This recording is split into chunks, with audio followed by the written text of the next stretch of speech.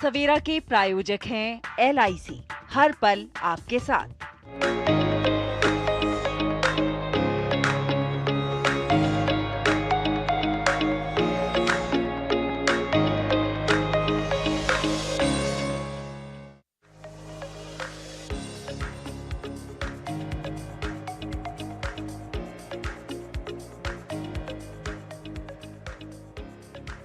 नमस्कार। नई उम्मीदें, नए सपने और एक नई शुरुआत के साथ हम लेकर हाजिर हैं आपका पसंदीदा शो नया सवेरा, जहां हम बात करेंगे प्रधानमंत्री नरेंद्र मोदी के इजराइल दौरे से जुड़ी हुई खबर की और इजरायली संसद के रंग भी आपको दिखाएंगे।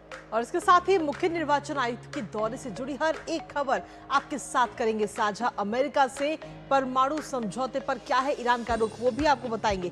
साथ ही अलग अलग सेगमेंट के जरिए आपको दिखाएंगे देश के उत्सव और संस्कृति के बारे में, खेल जगत की तमाम खबरों के बारे में भी।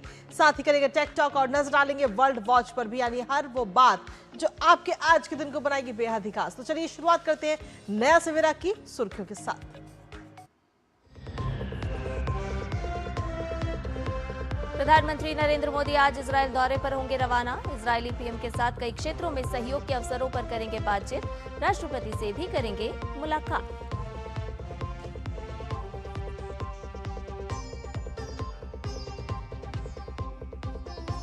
पीएम मोदी के सम्मान में तिरंगे की रोशनी से जगमगाई इजरायली संसद नेसेट। पीएम आज उस करेंगे संबोधित। ऐसा करने वाले पहले भारतीय नेता, रिश्तों के खुलेंगे नए द्वार।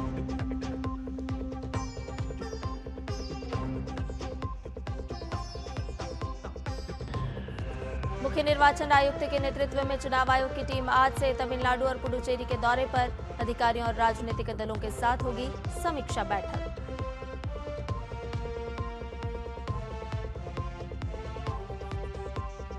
अमेरिका से परमाणु समझौते पर ईरान की सहमति। विदेश मंत्री अब्बास अरागची ने निष्पक्ष और न्याय संगत डील पर दिया जोर, कहा कूटनीति पहली प्राथमिकता।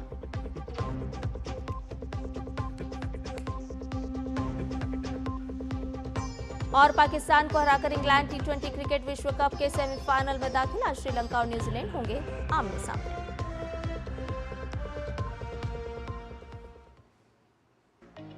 तो ये थी प्रमुख सुर्खियां और अब खबरों में बात विस्तार से, जहां इजराइल के प्रधानमंत्री बेंजामिन नेतन्याहू के निमंत्रण पर प्रधानमंत्री नरेंद्र मोदी आज 2 दिवसीय दौरे पर इजराइल के लिए रवाना होंगे और ये प्रधानमंत्री नरेंद्र मोदी की इजराइल की दूसरी यात्रा होगी। इस दौरान पीएम मोदी इजराइल के प्रधानमंत्री से मुलाकात करेंगे और इसके साथ ही इजराइल की संसद को भी संबोधित करेंगे।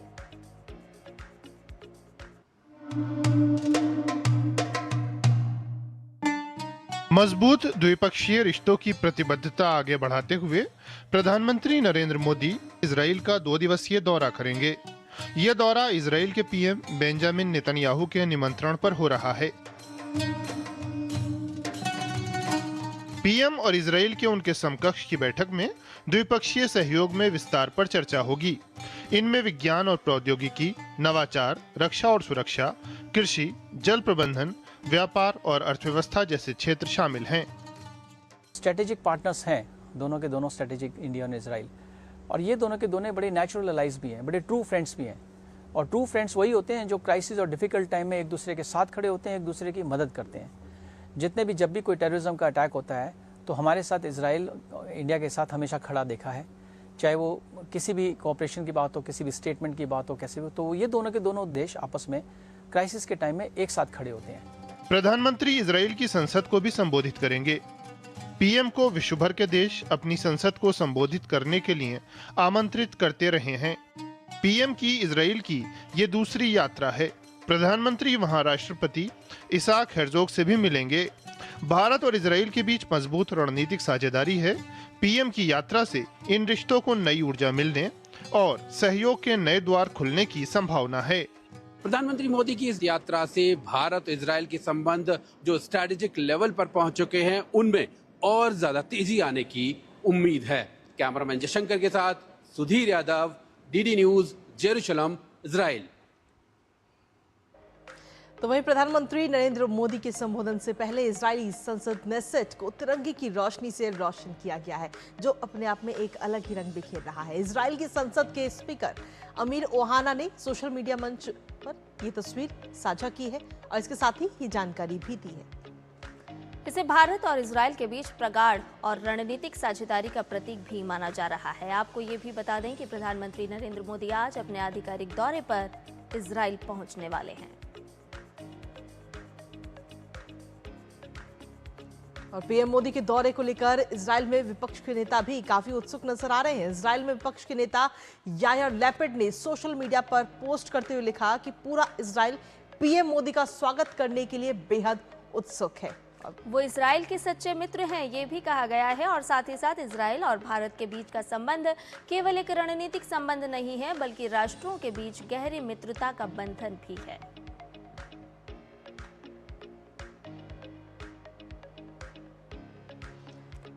तो प्रधानमंत्री नरेंद्र मोदी आज इजरायल के 2 दिवसीय दौरे पर रवाना होंगे। पीएम की इस यात्रा से भारत और इजरायल सहयोग को नई ऊंचाई मिलने की संभावना है। पीएम के दौरे को लेकर इजरायल में तैनात भारतीय राजदूत जेपी सिंह से बात की हमारे संवाददाता सुधीर यादव ने, आपको सुनवाते हैं।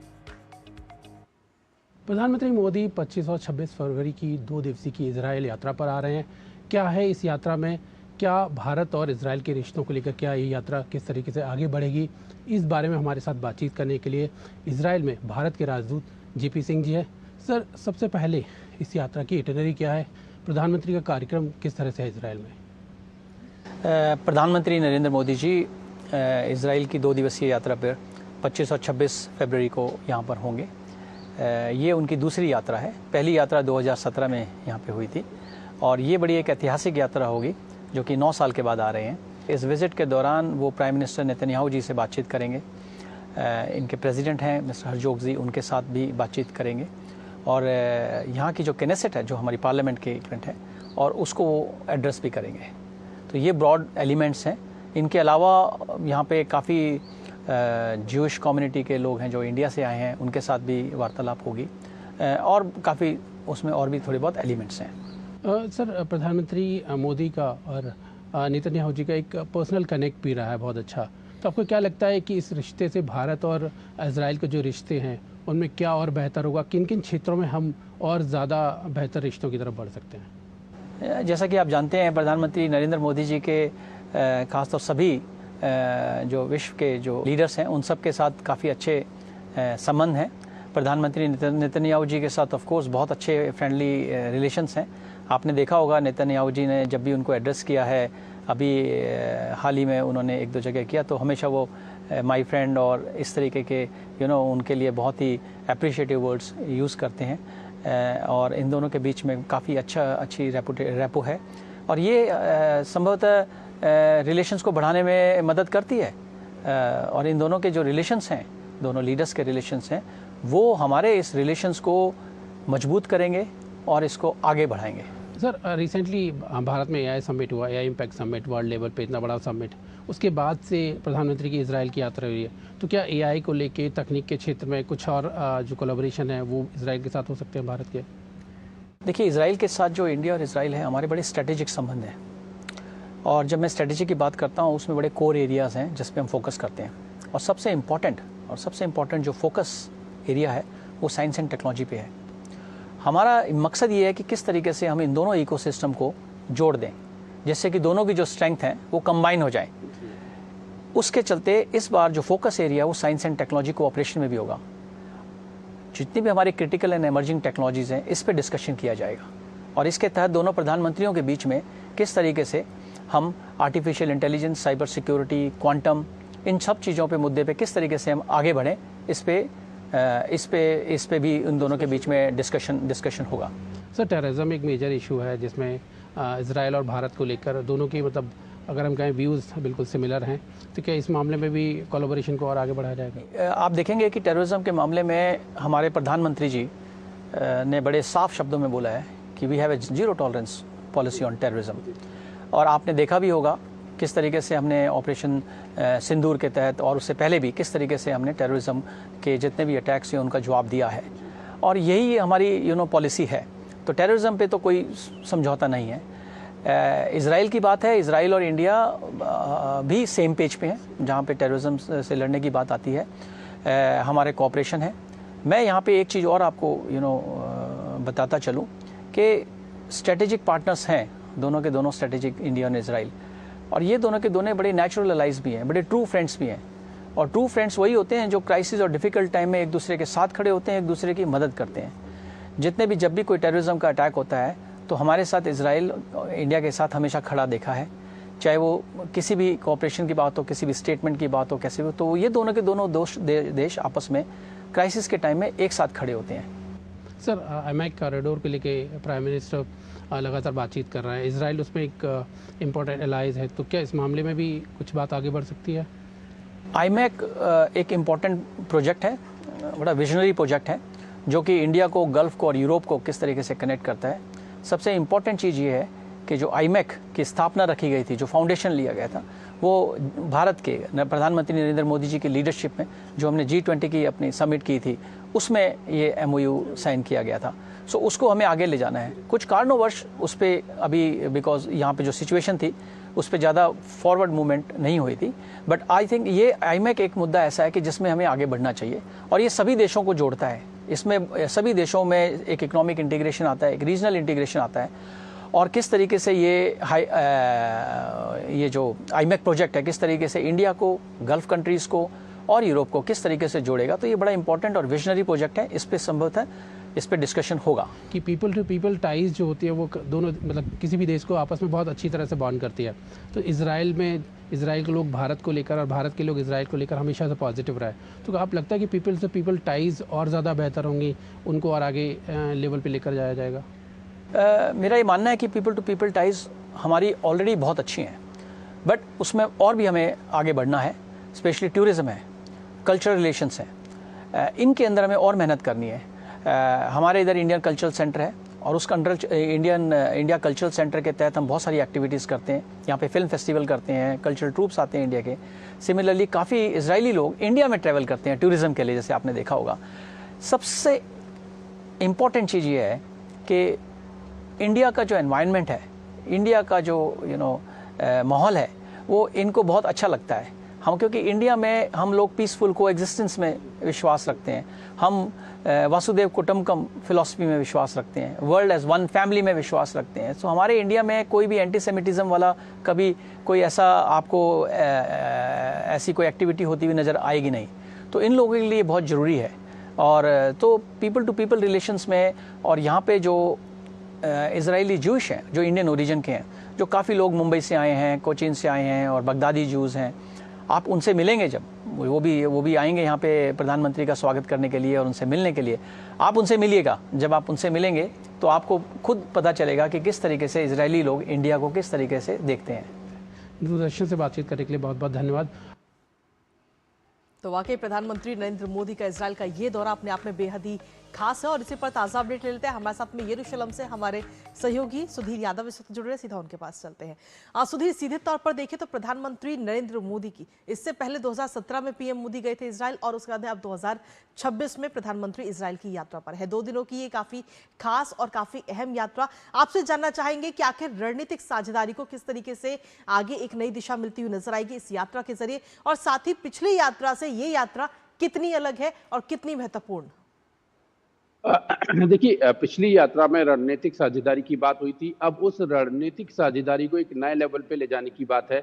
अभी हाल ही में भारत ने AI इम्पैक्ट समिट किया है वर्ल्ड लेवल पे, उसकी पूरी दुनिया में तारीफ हुई। तो उसके बाद से प्रधानमंत्री यहाँ आ रहे हैं, तो जो टॉप इजरायली इनोवेटर्स है वो अपनी टेक्नोलॉजी उनके सामने प्रदर्शित करेंगे, प्रधानमंत्री उनको देखेंगे और टेक्नोलॉजी के लेवल पे खास तौर पर, और कनेक्टिविटी की बात अगर हम करेंगे तो कनेक्टिविटी के मामले में भी किस तरह से सहयोग को एक नए लेवल पर लेकर जाया जाए, इन मुद्दों पर तमाम पर बात जो होगी। सबसे खास बात यह है कि पीएम मोदी पहले भारतीय जो नेता है जो इजरायली पार्लियामेंट कनेसेट उसको भी संबोधित करेंगे। जी, इसके साथ साथ सुधीर, आपसे ये भी जानना चाहेंगे कि रणनीतिक रिश्ते जो हैं वो तो और भी गहरे और प्रगाढ़ होते हुए नजर आएंगे, लेकिन क्या FTA पर भी किसी तरह की कोई वार्ता के दौरान बातचीत होने की संभावना नजर आ रही है?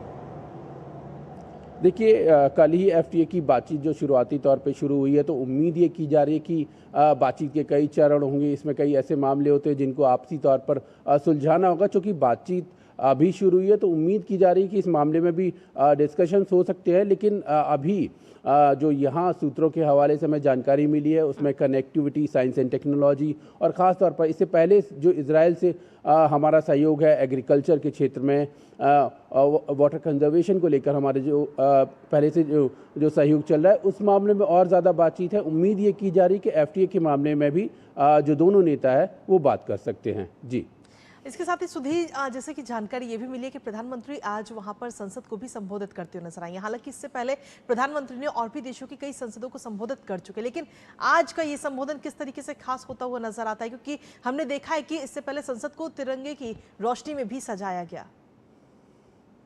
जी बिल्कुल, कल शाम को जो इजरायली पार्लियामेंट का नेसेट है उसको भारतीय तिरंगे के रंग में सजाया गया था और बिल्कुल अपने आप में ये सम्मान की बात है। पहले भारतीय नेता हैं प्रधानमंत्री मोदी जो इजरायली पार्लियामेंट का नेसेट को संबोधित करेंगे। जिस तरह से प्रधानमंत्री पूरी दुनिया में अपनी बात रखते रहे हैं, भारत के विकास की बात करते रहे, और उम्मीद ये की जा रही है कि जो इजरायली पार्लियामेंट है उसके सामने भी वो अपना जो व्यू है वसुधैव कुटुंबकम की जो बात करते रहे हैं, आतंकवाद को लेकर जो हमारे व्यूज़ हैं, इजराइल के साथ हम एक साझा विचार साझा करते हैं, तो तमाम जो मुद्दे हैं वो पूरी दुनिया के सामने रखेंगे। तो अपने आप में एक खास सम्मान है, क्योंकि इससे पहले किसी भी भारतीय जो नेतृत्व है, कोई भारतीय लीडर है, उन्होंने इजरायली पार्लियामेंट को संबोधित नहीं किया है। कृतिका जी सुधीर, इसके साथ साथ ये भी बताइए हमारे दर्शकों को कि दोनों ही नेताओं की जो द्विपक्षीय वार्ता होनी है उसमें खास तौर पर कौन से ऐसे क्षेत्र होंगे, कौन से ऐसे सेक्टर्स होंगे जिस पर खास तौर पर फोकस रहने वाला है? देखिए, सबसे पहले बात करूं कि जब प्रधानमंत्री यहां पहुंचेंगे तो एयरपोर्ट पे ही प्रधानमंत्री नेतन्याहू के साथ उनकी मुलाकात हो रही है। उसके बाद दूसरे दिन भी जो डेलीगेशन लेवल टॉक हैं, एक्सचेंज ऑफ एग्रीमेंट्स हैं, वो भी हो रहे हैं। तो जाहिर तौर पर उम्मीद ये की जा रही है कि साइंस एक टेक्नोलॉजी एक ऐसा क्षेत्र है, AI अभी हाल ही में भारत ने इस पर एक बड़ा सम्मेलन किया है, तो इस मामले में किस तरीके से आगे बढ़ सकते हैं। तमाम जो पहले से सहयोग चल रहे हैं, डिफेंस एक ऐसा एरिया है जिसमें हम बहुत बेहतर तरीके से काम कर रहे हैं। तकनीक के मामले में इजराइल बहुत बेहतर है, हमारे यहाँ वर्कफोर्स बहुत बेहतर है। तो किस तरीके से दोनों देश आगे मिलकर साझा तौर पर आगे बढ़ सकते हैं, इस मामले में चर्चा होगी। और सबसे बड़ी बात जो IMEC कॉरिडोर की बात प्रधानमंत्री ने की है, जो एक IMEC की बात पूरी दुनिया के सामने रखी है, उम्मीद ये की जा रही है कि IMEC के मुद्दे पर भी जो कनेक्टिविटी की बात है उस पर भी बातचीत आगे बढ़ सकती है। जी चलिए, बहुत बहुत शुक्रिया सुधीर, तमाम जानकारी और अपडेट्स हमारे साथ साझा करने के लिए। इस महत्वपूर्ण खबर से जुड़े लगातार आप अपडेट हम तक पहुंचाते रहिएगा।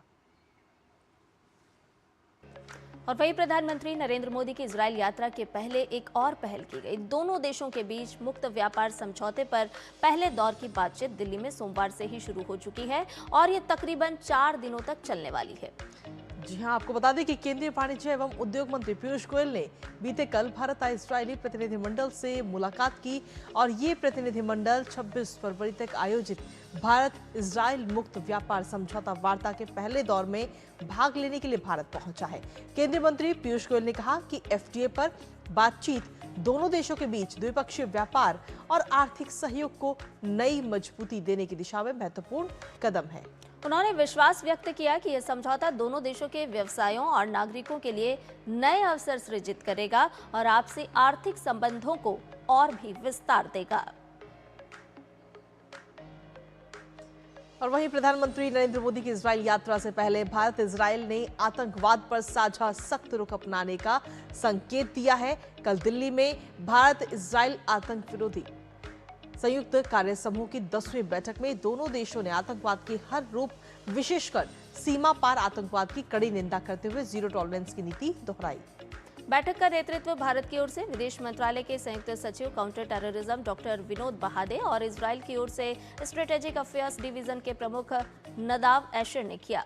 संयुक्त कार्य समूह की बैठक के बाद जारी एक संयुक्त बयान में 7 अक्टूबर 2023 को इजराइल में हुए आतंकी हमले, 22 अप्रैल 2025 को जम्मू कश्मीर के पहलगाम में हुए हमले और अन्य घटनाओं की कड़े शब्दों में निंदा की गई और दोषियों को सजा देने पर जोर दिया गया।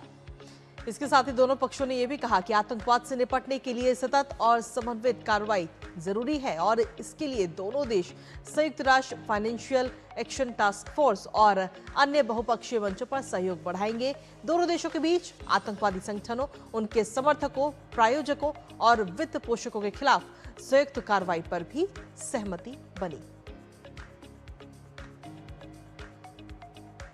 और नया सवेरा में आगे बढ़ने से पहले रुक रहे एक छोटे से ब्रेक के लिए, जल्द हाजिर होंगे।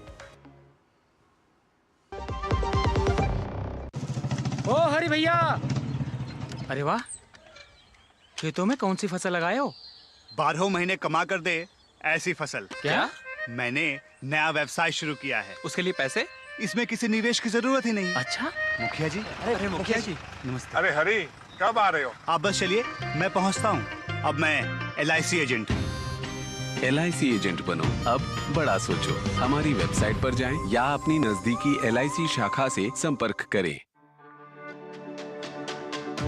मेरी पसंद, मेरी पसंद, मेरी पसंद, मेरी पसंद, हमारी पसंद, हम सबकी पसंद। मजबूत देश का मजबूत सरिया हो गया steel. Video call, video call. मैं सीनियर इंस्पेक्टर काली पहाड़ी चौकी से। यस, आपके पार्सल में ड्रग्स मिले हैं। ड्रग? मैंने आपको अरेस्ट किया जाता है। यदि बचना चाहते हो तो 2 लाख रुपए। ये फोन पे कौन अरेस्ट करता है? तुम पुलिस नहीं है और हम बोगा मतलब मूर्ख नहीं है। UPI कहता है अगर कोई नकली पुलिस बन के आपको भी कॉल करे और डराए तो कहो मैं मूर्ख नहीं।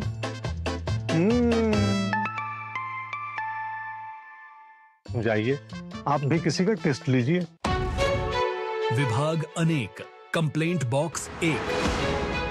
किसी भी सरकारी दफ्तर, विभाग या बैंक से जुड़ी शिकायत के लिए pgportal.gov.in पर जाएं, रजिस्टर करें, संबंधित विभाग चुनें, शिकायत दर्ज करें और ट्रैकिंग ID नोट करें।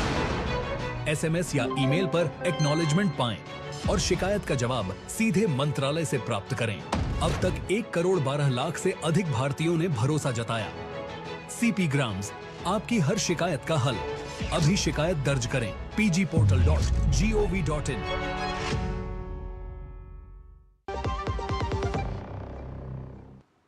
और ब्रेक के बाद एक बार फिर से स्वागत आप सभी का। नया सवेरा में बढ़ते हैं आगे। राष्ट्रपति द्रौपदी मुर्मू 3 राज्यों के 4 दिवसीय दौरे पर है और अपने दौरे के दूसरे दिन आज राष्ट्रपति महाराष्ट्र के शेगांव और नागपुर में रहेंगी। शेगांव में 4 दिन तक राष्ट्रीय आरोग्य मेला 2026 चलेगा, जिसमें आयुर्वेद, योग, प्राकृतिक चिकित्सा, यूनानी, सिद्ध, सोवा रिग्पा और होम्योपैथी को एक साथ लाया जाएगा।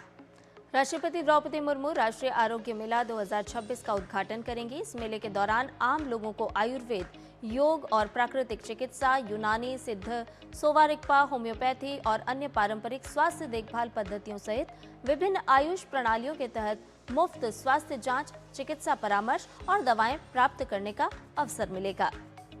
इसके अलावा राष्ट्रपति द्रौपदी मुर्मू आज शाम को नागपुर में ब्रह्म कुमारी संस्था द्वारा आयोजित एकता और विश्वास के माध्यम से महाराष्ट्र का स्वर्ण युग कार्यक्रम के राज्य स्तरीय शुभारंभ में भी शामिल होंगी।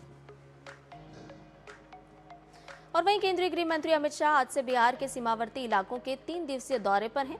इस दौरे का मुख्य उद्देश्य सीमा सुरक्षा, घुसपैठ और सीमांचल क्षेत्र में हो रहे जनसांख्यिकी बदलावों की समीक्षा करना है।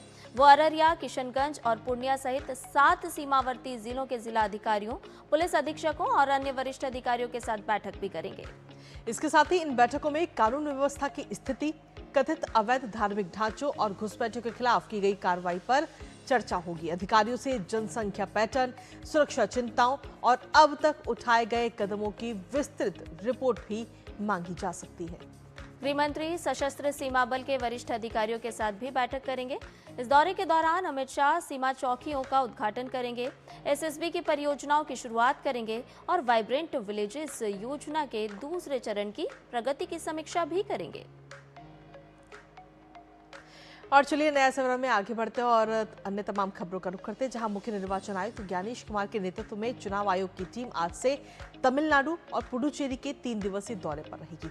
इस दौरान वो पूर्ण निर्वाचन आयोग, जिला कलेक्टरों, पुलिस अधीक्षकों और विभिन्न राजनीतिक दलों के प्रतिनिधियों के साथ समीक्षा बैठक करेंगे। आयोग का ये दौरा चुनावी मशीनरी की मुस्तैदी और स्वतंत्र निष्पक्ष चुनाव सुनिश्चित करने की दिशा में एक बड़ा कदम माना जा रहा है। वहीं तमिलनाडु में विशेष गहन पुनरीक्षण यानी कि एसआईआर के बाद अंतिम मतदाता सूची भी प्रकाशित कर दी गई है। नई सूची के अनुसार राज्य में मतदाताओं की कुल संख्या अब 5,67,00,000 है, जिसमें चेन्नई के शोंजिंगनल्लूर में 5,36,000 से अधिक मतदाताओं के साथ राज्य का सबसे बड़ा निर्वाचन क्षेत्र बना हुआ है, जबकि हार्बर क्षेत्र में सबसे कम मतदाता हैं। और इसके साथ ही जिलों की दृष्टि से तिरुवल्लुर 31 लाख से ज्यादा मतदाताओं के साथ शीर्ष पर है। और राजधानी दिल्ली में कर्तव्य भवन 2 में केंद्रीय मंत्री अश्विनी वैष्णव ने सूचना और प्रसारण मंत्रालय को आवंटित नए कार्यालय स्थल का निरीक्षण किया। इस दौरान उन्होंने अधिकारियों के साथ व्यवस्थाओं की समीक्षा भी की। केंद्रीय मंत्री अश्विनी वैष्णव के निरीक्षण के दौरान मंत्रालय के वरिष्ठ अधिकारी भी मौजूद रहे। और चलिए बुलेटिन में आगे बढ़ते हुए बात अब पश्चिम बंगाल की, जहां एसआईआर विवाद के बीच सुप्रीम कोर्ट के निर्देशानुसार राज्य सरकार और चुनाव आयोग की बैठक में पूर्व मुख्य सचिव मनोज पंत मौजूद थे और इसे लेकर भारतीय जनता पार्टी ने मनोज पंत के खिलाफ कानूनी कार्रवाई की मांग की है। भाजपा का दावा है कि कलकत्ता हाईकोर्ट के मुख्य न्यायाधीश की निगरानी में होने वाली इस बैठक में शामिल होने वालों की सूची में उनका नाम नहीं था। मंगलवार को विधानसभा में विपक्ष के नेता शुवेंदु अधिकारी ने इस संबंध में मुख्य निर्वाचन अधिकारी मनोज कुमार अग्रवाल से बात की। मुख्य निर्वाचन अधिकारी ने पुष्टि की है कि मनोज पंत बैठक में मौजूद थे। बैठक में उन्होंने डोमिसाइल सर्टिफिकेट और बांग्ला बारी परियोजना के प्रमाण पत्रों को मान्यता देने की पैरवी भी की, लेकिन चुनाव आयोग के प्रतिनिधियों ने साफ किया कि सुप्रीम कोर्ट ने पहले ही इन दस्तावेजों को स्वीकार्य नहीं माना है। हालांकि राज्य सचिवालय का कहना है कि मनोज पंत आवश्यक अनुमति लेकर ही बैठक में शामिल हुए थे और वह विपक्ष के नेता शुवेंदु अधिकारी का कहना है कि इस मामले में चुनाव आयोग को सुप्रीम कोर्ट का दरवाजा खटखटाना चाहिए। It's completely illegal and unethical. Honorable Chief Justice Calcutta should take appropriate strong action. CO Election Commission should inform CEC. Election Commission should raise the voice in front of the Chief Justice bench in Supreme Court. Mr. Manoj Pant is now a common man. He is a retired person. He has no authority to attend any this type of high level meeting. पश्चिम बंगाल में चल रही SIR प्रक्रिया में 60 लाख आवेदनों के निपटारे को लेकर बड़ी प्रशासनिक और न्यायिक चुनौती सामने आई है।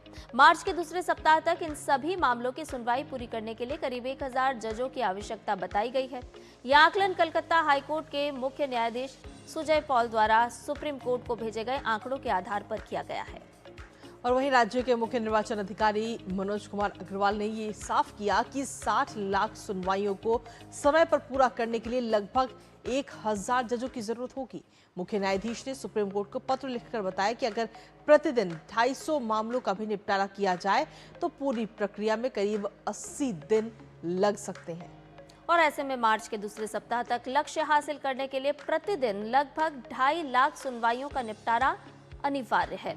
सुप्रीम कोर्ट ने मंगलवार को निर्देश दिया कि इस प्रक्रिया में जिला जजों, अतिरिक्त जिला जजों, सेवानिवृत्त जजों के साथ साथ सिविल जजों को भी शामिल किया जाए। अदालत ने यह भी कहा कि जरूरत पड़ने पर ओडिशा और झारखंड के न्यायाधीशों की सेवाएं भी ली जा सकती हैं। हालांकि राज्य सरकार ने इस पर आपत्ति जताई, लेकिन मुख्य न्यायाधीश सूर्यकांत की अध्यक्षता वाली पीठ ने इसे खारिज कर दिया। उधर कलकत्ता हाईकोर्ट ने भी तत्परता दिखाते हुए जिला और अतिरिक्त जिला जजों के बाद अब सिविल कोर्ट के न्यायाधीशों की छुट्टियां रद्द कर दी हैं, ताकि समय सीमा के भीतर ही इस प्रक्रिया को पूरा किया जा सके। इधर भारतीय जनता पार्टी ने इस देरी और स्थिति के लिए राज्य सरकार को ही जिम्मेदार ठहराया है। विपक्ष के नेता शुवेंदु अधिकारी ने इसे लेकर मुख्यमंत्री ममता बनर्जी को कटघरे में खड़ा किया। इलेक्शन कमीशन कोशिश कर रहा था फाइनल वोटर लिस्ट में सब डिस्पोज अप करके लॉजिस्टिकल डिस्पेंसरी से लेकर हमारी जो अनमैप्ड है सब मिला के ठीक ठाक करके 28 तारीख एक रोल पब्लिकेशन के लिए।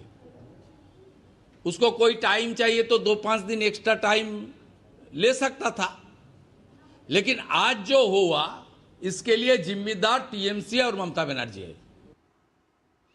और वहीं दिल्ली के कश्मीरी गेट इलाके में एक कार पर फायरिंग की घटना सामने आई और इस कार में कुल 5 लोग उस समय सवार थे, जिनमें से एक व्यक्ति इस फायरिंग में घायल भी हो गया। पुलिस के मुताबिक कार में सवार एक व्यक्ति वकील है और वो लॉरेंस बिश्नोई की लीगल टीम का हिस्सा होने का भी दावा कर रहा है। घटना की जांच के लिए दिल्ली पुलिस ने मामले को गंभीरता से लिया है और अपराधियों की पहचान और गिरफ्तारी के लिए छानबीन तेज कर दी है।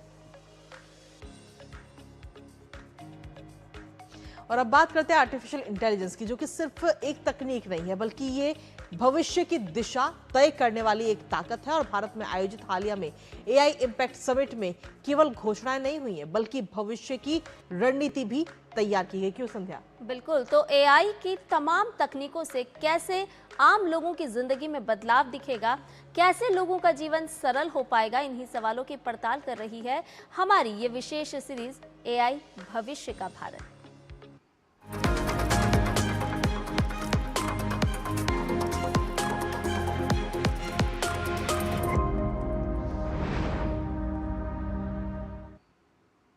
तो दुनिया भर में एआई का प्रभाव जो है वो इस समय काफी तेजी के साथ बढ़ रहा है और भारत इस तकनीकी क्रांति में अग्रिम पंक्ति में खड़ा है। अंतरिक्ष से लेकर मौसम और कृषि तक एआई अब विकास की नई धुरी बन चुका है। इसरो के मिशनों में स्मार्ट नेविगेशन और रियल टाइम निर्णय से लेकर किसानों के लिए सटीक मॉनसून पूर्वानुमान तक तकनीक बड़ा बदलाव ला रही है। देखिए कैसे एआई हर सेक्टर की तस्वीर बदल रहा है। दुनिया भर में आर्टिफिशियल इंटेलिजेंस यानी एआई का प्रभाव तेजी से बढ़ रहा है और भारत इस बदलाव की अगुवाई कर रहा है। शिक्षा, स्वास्थ्य, कृषि, मौसम और तकनीक से लेकर अंतरिक्ष तक हर क्षेत्र में एआई नई संभावनाएं खोल रहा है। भारतीय अंतरिक्ष अनुसंधान संगठन यानी इसरो के मिशनों में एआई अब केंद्रीय भूमिका निभा रहा है।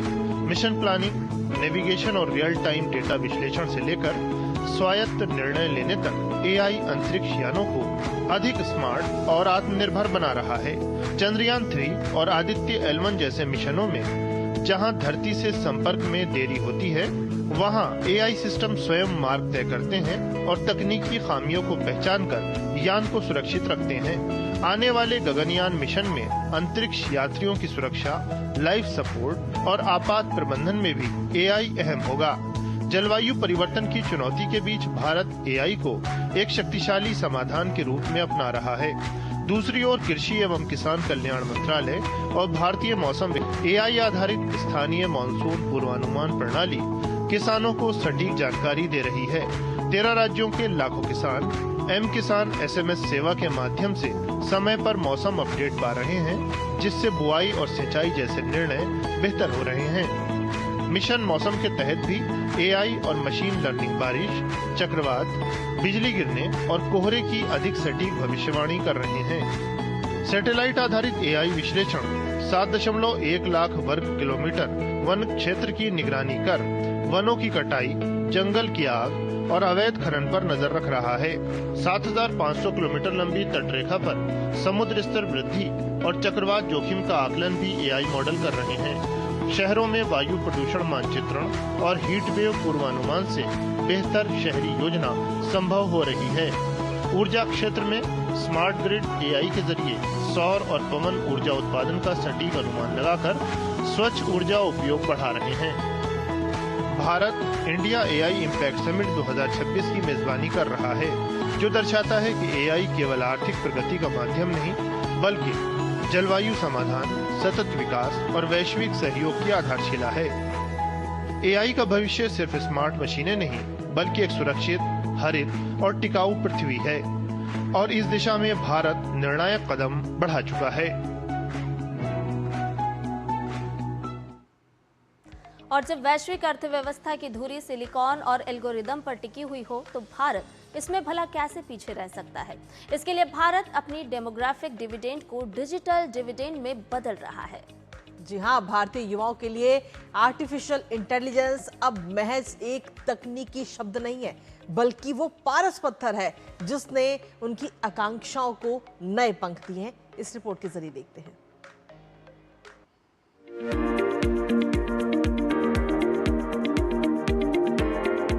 दुनिया की सबसे ज्यादा युवा आबादी वाला देश भारत विश्व की सबसे नई तकनीक आर्टिफिशियल इंटेलिजेंस को नए आयाम दे रहा है। देश की करीब 65% आबादी 35 साल से कम उम्र की है और यही डेमोग्राफिक ताकत अब डिजिटल और एआई स्किल्स में तब्दील हो रही है।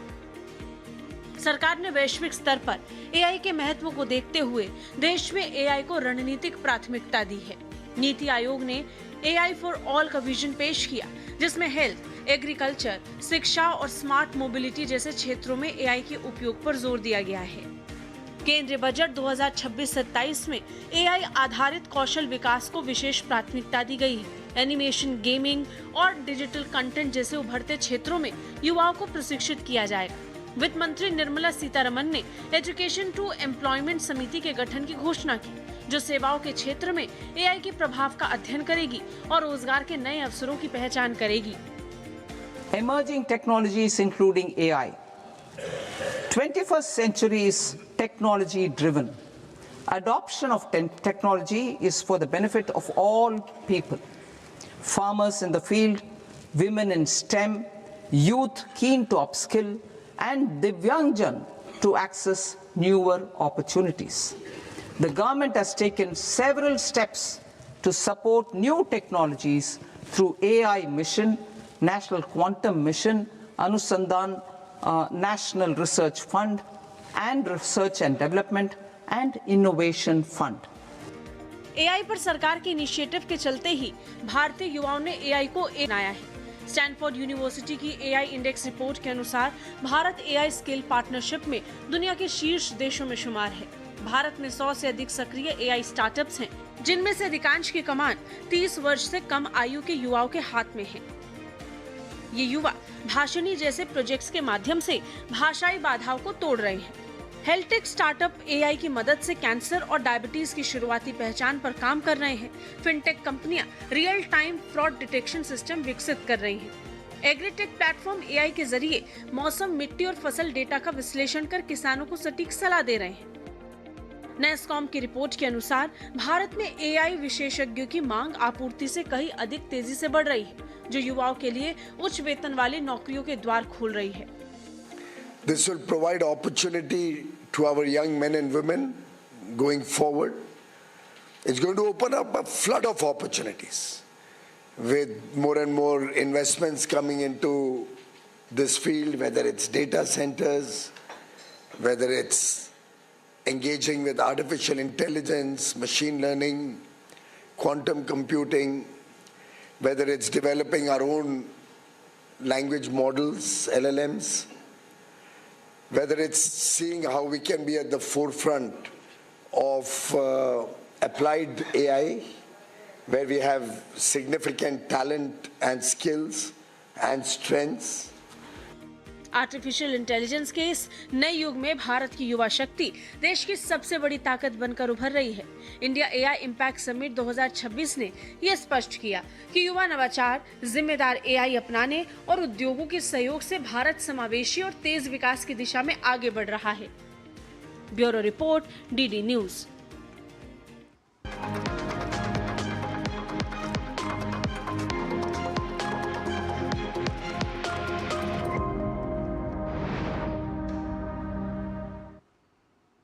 और नया सवेरा में फिलहाल वक्त एक छोटे से ब्रेक का, जल्द हाजिर होंगे। आप बने रहिए डीडी न्यूज के साथ।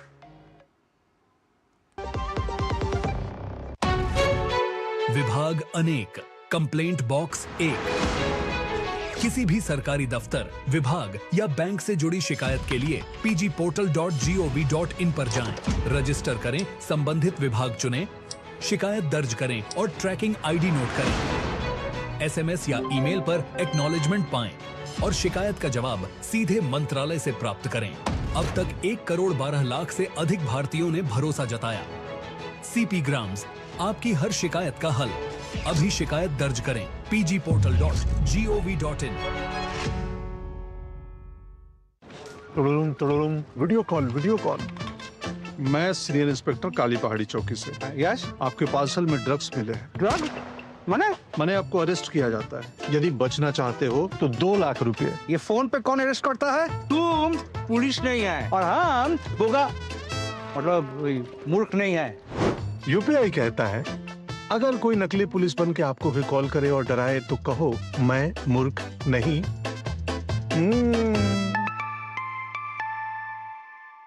जाइए आप भी किसी का टेस्ट लीजिए। जब धरती चीर कर निकलता है लोहे का पत्थर और मिलता है मोंगिया के जोश से, फिर तपता है, पिघलता है और बनता है फौलाद। अब होता है सरिया सारी खूबियों के साथ।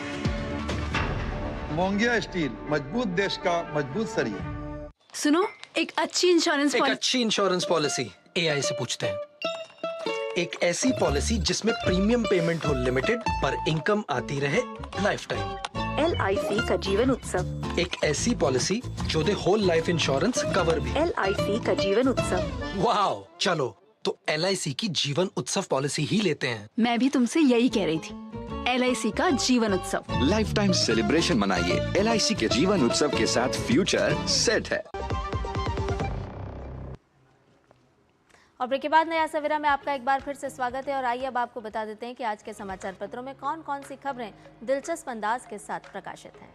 जी हाँ, इसमें अगर अखबार में प्रकाशित प्रमुख खबरों की बात करें तो सबसे पहली और प्रमुख खबर है बच्चियों से जुड़ी हुई, लड़कियों से जुड़ी हुई। जी हाँ, जहाँ सर्वाइकल कैंसर से बचाव के लिए अब हर 14 साल की हर लड़की को टीका लगाया जाएगा। दरअसल हर साल 80,000 महिलाएं जो हैं सर्वाइकल कैंसर की शिकार होती हैं अकेले भारत के अंदर, और ऐसे में 42,000 महिलाओं की मौत हर साल सिर्फ सर्वाइकल कैंसर की वजह से होती है। हालांकि 160 देश पहले ही HPV वैक्सीन को टीकाकरण में शामिल कर चुके हैं और अब भारत भी इसको शामिल कर रहा है और हर 14 साल की लड़की को ये टीका लगाया जाएगा। सीधे तौर पर मोदी सरकार की तरफ से ये बड़े कदम उठाए गए हैं। महिलाओं में जो सर्वाइकल कैंसर के जो मामले लगातार बढ़ रहे हैं उनको ध्यान में रखते हुए ये कदम उठाया गया है और इसके जरिए हर साल करीब 1.5 करोड़ लड़कियां इस उम्र में पहुंचती हैं और अब इन सभी लड़कियों को मुफ्त में ये वैक्सीन लगाई जाएगी। और सभी राज्यों में ब्लॉक स्तर पर 14 साल की जो लड़कियां हैं उनकी पहचान भी की जा रही है, मॉनिटरिंग भी की जा रही है, जिससे कि समय रहते ही उन्हें इस वैक्सीन की सुविधा दी जा सके।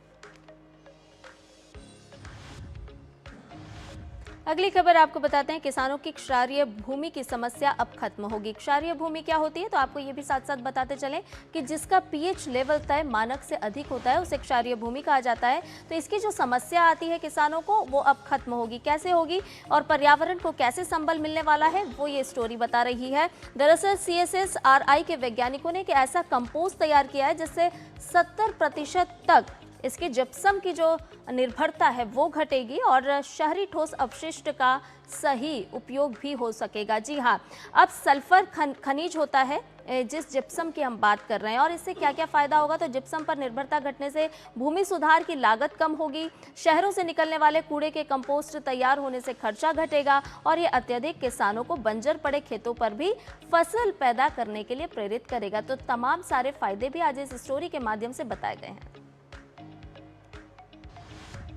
और इसी के साथ चलिए अब अगली महत्वपूर्ण खबर का रुख कर लेते हैं जो है उत्तराखंड स्थित जिम कॉर्बेट की। जी हाँ, जहां पर जिम कॉर्बेट टाइगर रिजर्व में एक दुर्लभ प्रजाति का उल्लू मिला है। जिम कॉर्बेट के रिजर्व के रामनगर वन प्रभाग के सीतावनी और रिगोड़ा क्षेत्र में दुर्गा प्रजाति का ये दुर्लभ उल्लू पाया गया, जिसका अंग्रेजी नाम की अगर हम बात करें तो लीड ईगल आउल इसका दुर्लभ नाम है।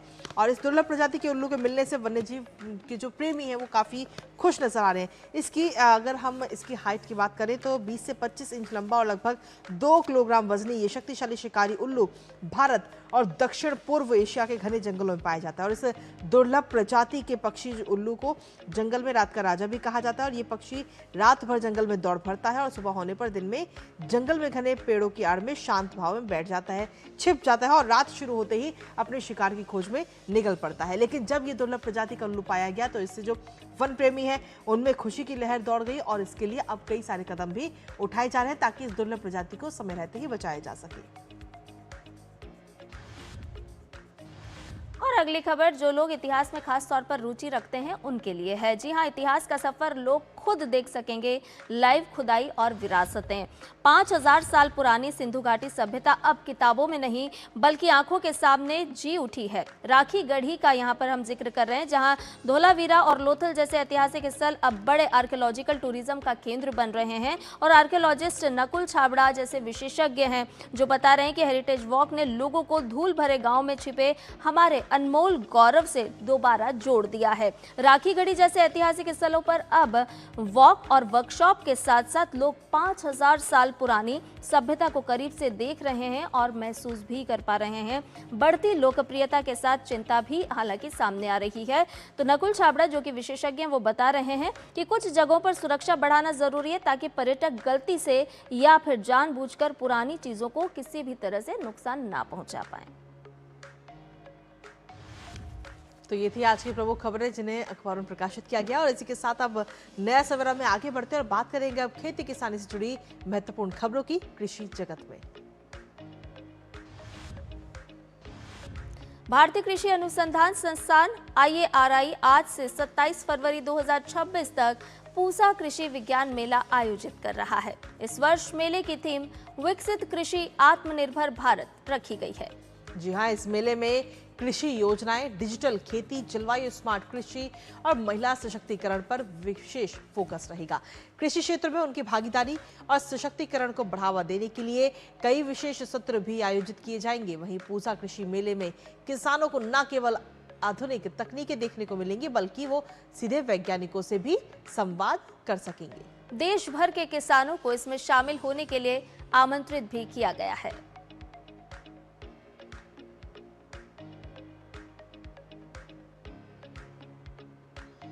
और नया सवेरा में अब समय है हमारी विशेष सांस्कृतिक सीरीज एक दिन एक उत्सव का, जिसके माध्यम से हम भारत की विविधता में निहित एकता को आप तक पहुंचाते रहे हैं।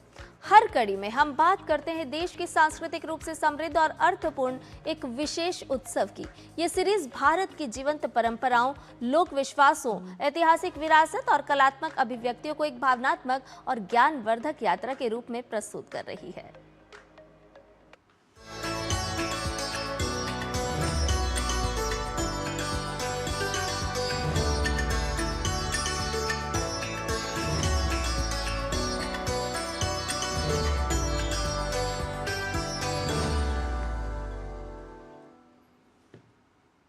तो हमारे देश में हर साल कई ऐसे उत्सव होते हैं जो न केवल सांस्कृतिक धरोहर को संजोते हैं बल्कि समुदायों को भी जोड़ते हैं। और ऐसी ही एक अनोखी परंपरा है सेक्रेनी, जो नागालैंड की अंगामी जनजाति द्वारा फरवरी में मनाई जाती है। संध्या, बिल्कुल, कृषि कार्य के बाद मनाए जाने वाला ये उत्सव धार्मिक क्रियाओं और सामूहिक आयोजनों से भरपूर होता है। तो आइए जानते हैं इस सांस्कृतिक पर्व के बारे में जो विशेष रूप से अपनी धार्मिक और सांस्कृतिक महत्ता के लिए प्रसिद्ध है। सेक्रेनी त्योहार अंगामी जनजाति का एक खास उत्सव है जो हर साल फरवरी में फसल के बाद मनाया जाता है। सेक्रेनी का मतलब है पवित्रता उत्सव और ये उत्सव समाज के सभी वर्गों के लिए होता है, जिसमें परंपरा, गीत संगीत और आनंद का संगम होता है। इस उत्सव की शुरुआत कीजी अनुष्ठान से होती है, जिसमें घर की महिला जुग नामक बर्तन से पानी लेकर उसे घर के 3 मुख्य खंभों पर रखती है, जो पर्व की पवित्रता को सुनिश्चित करता है। गांव वाले सामूहिक रूप से कुआं पर स्नान के लिए जाते हैं, जहां 2 युवक कुआं साफ करते हैं और बाकी युवा उसकी सुरक्षा करते हैं ताकि कोई बाद में पानी न ले सके। खास बात यह है कि महिलाएं इस दौरान कुएं के पानी से संपर्क नहीं कर सकती, इसलिए वे सुनिश्चित करती हैं कि पानी पहले ही भर लिया जाए। इसे दजू सेवा कहा जाता है, जो सोते हुए पानी को शुद्ध करने की धार्मिक परंपरा है। थेकरा ही ये उत्सव का सबसे रोमांचक हिस्सा होता है। इस दिन युवा लोग एक साथ बैठकर पारंपरिक गीत गाते हैं। उनके सामने अलग अलग पकवान होती है जिसका वो आनंद लेते हैं और वे दिन भर संगीत में खोए रहते हैं। सबसे दिलचस्प हिस्सा होता है शिकार पर जाना, जब युवा पुरुष जंगल में शिकार करने निकलते हैं, जो इस उत्सव की एक अहम परंपरा है। उत्सव ब्रिज पुलिंग और गेट पुलिंग के भव्य समारोह के साथ समाप्त होता है, जब गांवों के बीच यात्रा और मेल मिलाप होता है। इस दौरान खेती के सभी कार्यों को रोक दिया जाता है। सेक्रेनी महोत्सव अपनी पारंपरिक महत्ता को आज भी कायम रखे हुए है। ये अंगामी जनजाति की सांस्कृतिक धरोहर को जीवित रखने का एक अद्वितीय माध्यम है, जहां हजारों लोग पारंपरिक परिधानों में सजकर जश्न मनाते हैं। Bureau report, DD news.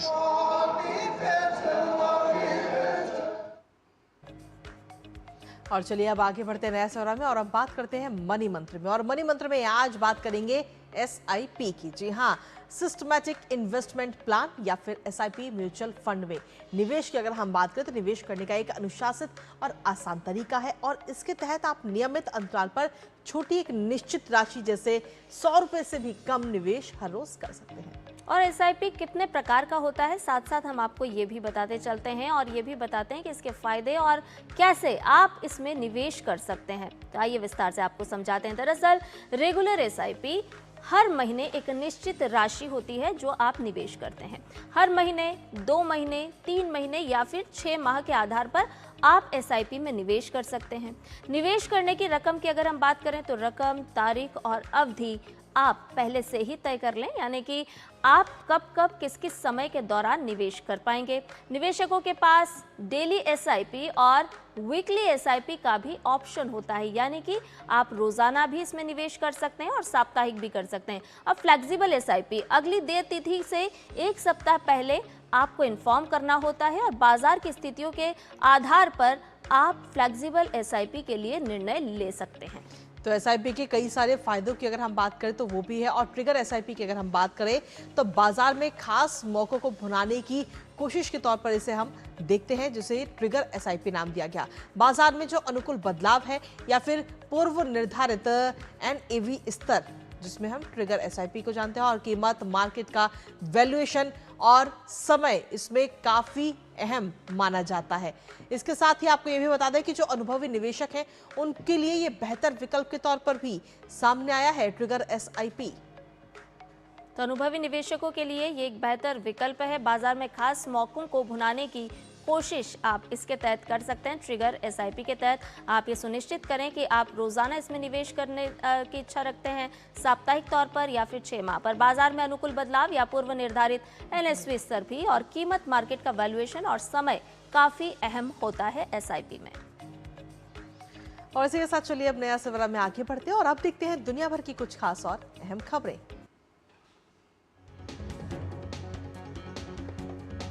Ukraine के राष्ट्रपति व्लादिमीर ज़ेलेंस्की ने कहा है कि उन्हें रूस के साथ शांति समझौते के लिए 4 जुलाई की किसी अमेरिकी समय सीमा की जानकारी नहीं है। युद्ध की 4वीं वर्षगांठ पर ज़ेलेंस्की ने कहा कि यूक्रेन शांति के लिए तैयार है, लेकिन उन्होंने सहयोगियों से रूस पर कड़े प्रतिबंध और अधिक हथियार देने की अपील की। संयुक्त राज्य अमेरिका की सेना ने प्रतिबंधों के उल्लंघन के आरोप में एक तेल टैंकर को जब्त कर लिया। पेंटागन के मुताबिक ये कार्रवाई कैरिबियाई क्षेत्र से पीछा करने के बाद हिंद महासागर में की गई। ब्राजील के राष्ट्रपति लुइस इनासियो लुला दा सिल्वा ने अबू धाबी में शेख मोहम्मद बिन जायद अल नाहयान से मुलाकात की। ये बैठक ब्राजील और संयुक्त अरब अमीरात के बीच सहयोग मजबूत करने के उद्देश्य से हुई। यूरोपीय संघ की अध्यक्ष उर्सुला वॉन डेर लेयन ने घोषणा की कि EU यूक्रेन को 90 अरब यूरो का ऋण देगा। कीव में आयोजित सम्मेलन में उन्होंने कहा कि 2026-27 के लिए 920 मिलियन यूरो का नया ऊर्जा पैकेज भी तैयार किया जा रहा है। और आइए नए सवेरा में अब बात कर लेते हैं मौसम की। ग्राफिक के जरिए आपको बता देते हैं अधिकतम और न्यूनतम तापमान।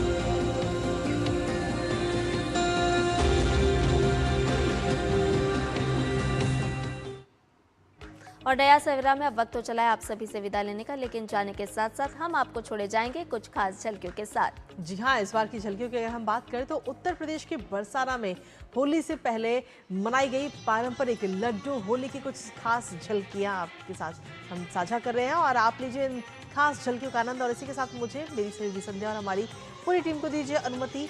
नमस्कार।